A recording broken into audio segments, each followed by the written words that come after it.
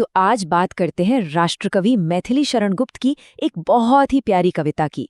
ये कविता ना एक बच्चे की कहानी सुनने की जिद से शुरू होती है, लेकिन पहुंचती है एक बहुत ही गहरे नैतिक सवाल तक। तो कविता की शुरुआत होती है इन्हीं मासूम सवालों से।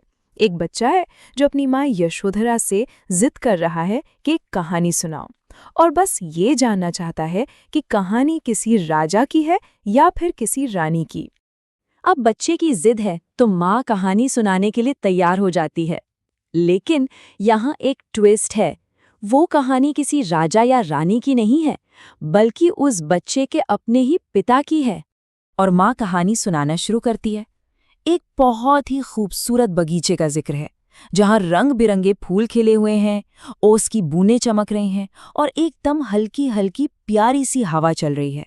माहौल बहुत ही शांत है। घायल हंस की कहानी। देखिए, अभी तक तो सब कुछ बड़ा शांत और सुंदर था, है ना? लेकिन अब कहानी में एक ऐसा नाटकीय मोड़ आता है जो सब कुछ बदल देता है, जब उस बगीचे की शांति भंग हो जाती है। और फिर अचानक एक तेज तीर से घायल होकर एक हंस आसमान से सीधा नीचे आ गिरता है। उसके पंख लहूलुहान हैं। ये सुनते ही वो बच्चा भी चौंक जाता है और कहता है, अरे, उसके पंख को चोट लग गई। ये तो बहुत दया वाली कहानी है। और तभी बगीचे में मौजूद बच्चे के पिता वो एक पल भी नहीं सोचते, फौरन उस घायल हंस के पास जाते हैं, उसे उठाते हैं, उसका तीर निकालते हैं और उसकी जान बचाने में लग जाते हैं। उनकी ये दयालुता देखिए। रक्षक बनाम भक्षक। और बस यहीं से कहानी का असली ड्रामा, असली संघर्ष शुरू होता है, क्योंकि अब सीन में एक और किरदार आता है जो पूरी सिचुएशन को एक टकराव में बदल देता है। ये कौन है?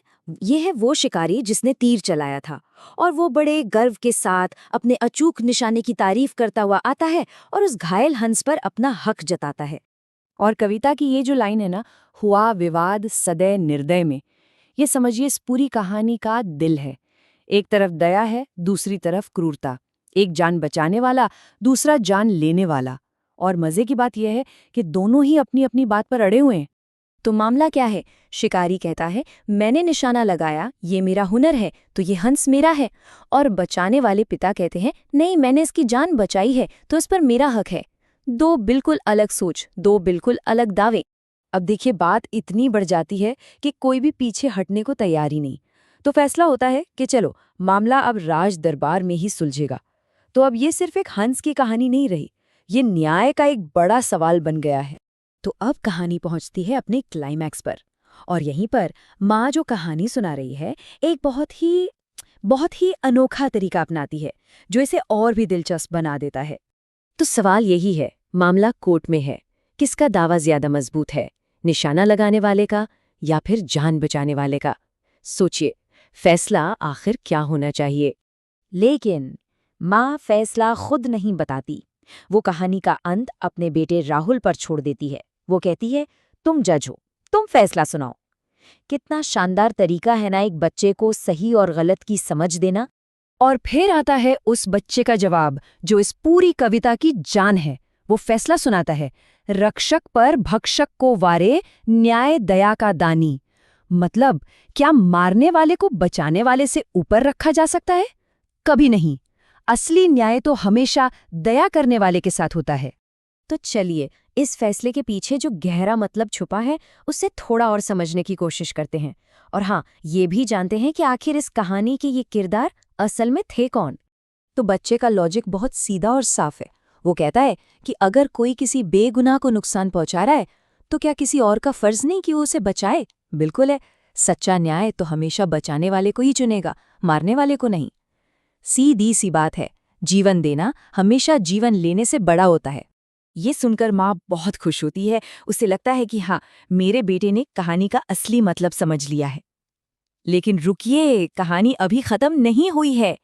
एक आखिरी राज बाकी है जो इस पूरी कहानी का मतलब ही बदल देगा।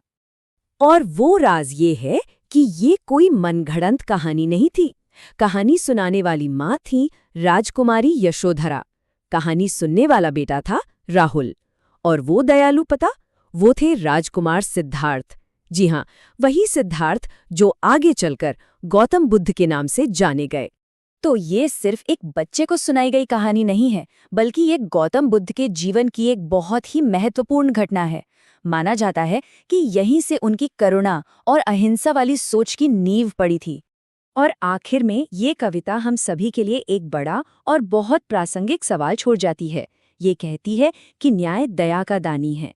तो आज की दुनिया में, जहाँ इतने सारे झगड़े और विवाद हैं, इस एक सिद्धांत का क्या मतलब हो सकता है, इस पर सोचने की जरूरत है।